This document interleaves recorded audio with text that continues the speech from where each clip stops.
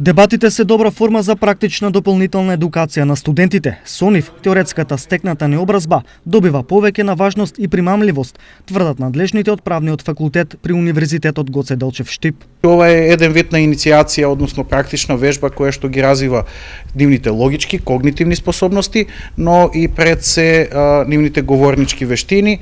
Понатаму следниот семестар колегите Апасиев и Иванова ќе работат ораторски вечери и значи ова е еден вид на практична активност која што ќе им помогне на студентите да се надоградат и да ги имплементираат оние теоретски знаења кои што ги имаат во рамките на наставните курикулуми.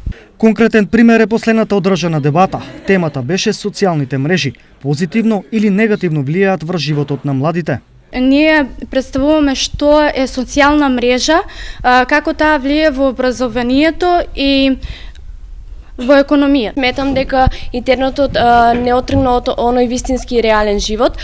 Тој ни овозможи широк број на информации и новости, но сметам дека интернетот ни представува отргнување од нашите реални животи.